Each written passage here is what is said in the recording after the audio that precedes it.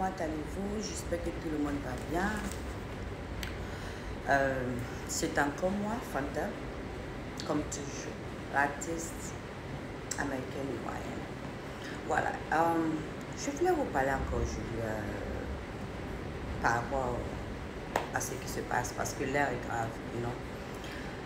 J'aimerais parler aux parents, surtout. Faites très attention à qui vous donnez vos enfants en mariage. Vous avez votre vie, quelles que soient vos situations financières, si vous avez les moyens ou pas. Même si vous allez manger gravier avec votre enfant, que de jeter votre enfant dans la main de certaines personnes que vous ne connaissez même pas.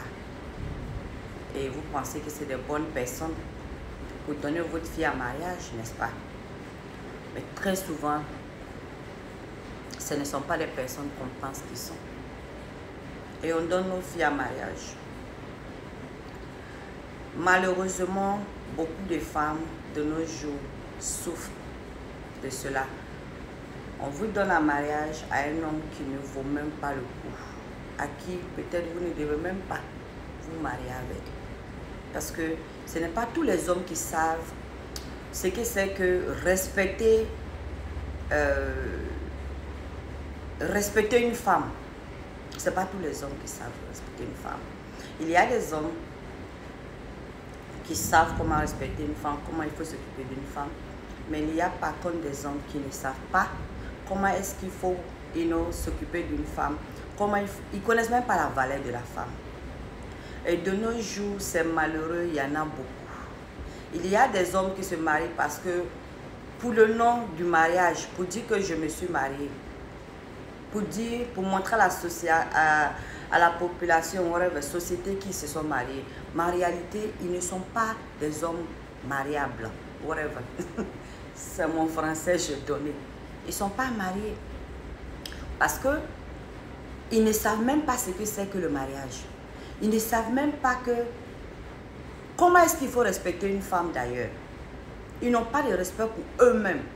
Donc, quelqu'un qui ne se connaît même pas lui-même, qui n'a même pas de respect pour sa personnalité, qui ne sait même pas qui il est lui-même, est-ce qu'il peut diriger une famille?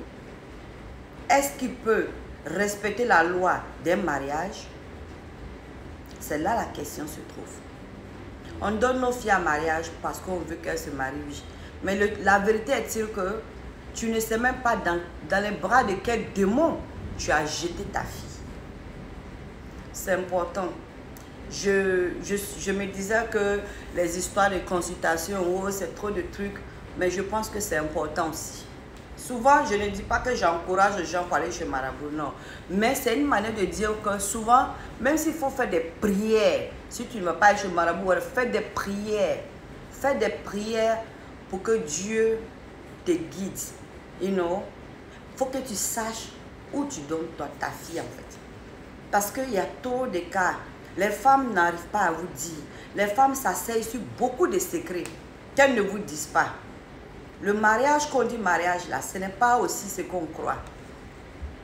Quand tu tombes sur la bonne personne, oui, c'est intéressant. Mais quand tu ne tombes pas sur la bonne personne, c'est amer. C'est amer. C'est plus qu'amer. Souvent, on tombe sur le diable même, en personne, qu'on appelle nos maris. Il faut dire, il faut appeler les choses par leur nom. Il y a des gens qui vont te détruire, qui vont détruire votre fille. Si vous donnez votre fille parce que vous voulez donner votre fille en mariage, donc je vous dirais que vous avez fait une grosse erreur.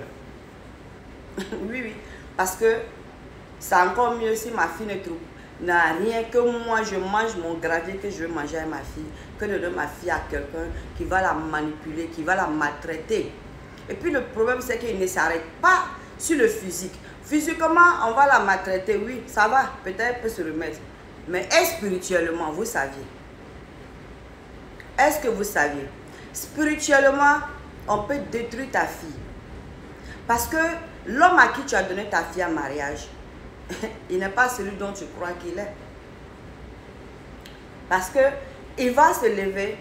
De nos jours, il y en a plein. Je ne veux même pas dire le nom pour ne pas que ces imbéciles viennent dans mon mail direct pour vouloir faire des histoires, ou bien vouloir bloquer, ou bien faire des rapports. Mais je vais vous dire, quel que soit ce qui va en sortir, je vous dirai. À ceux qui verront cette vidéo-là, j'aimerais que vous partagez. J'aimerais que vous partagez, que ça arrive dans les oreilles des personnes, que ça doit arriver dans les oreilles.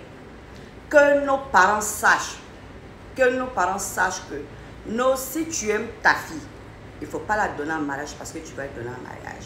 Surtout, malheureusement, nous, nos familles, comme on appelle nous les musulmans en fait, on fait ce genre de truc, ça arrangement, ou bien on trouve que oh, nos filles peuvent marier tant ou tant, non.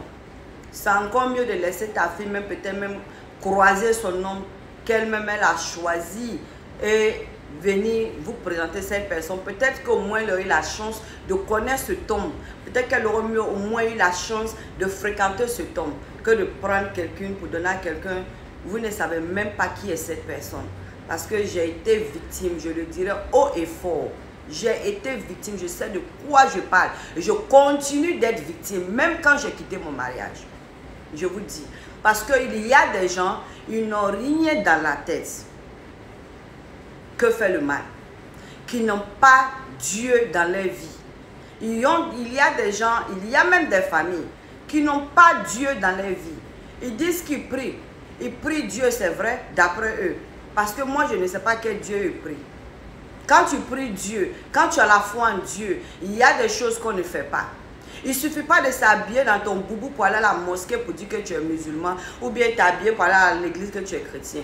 La vérité, c'est le cœur. La religion commence par le cœur. Ça commence par la foi.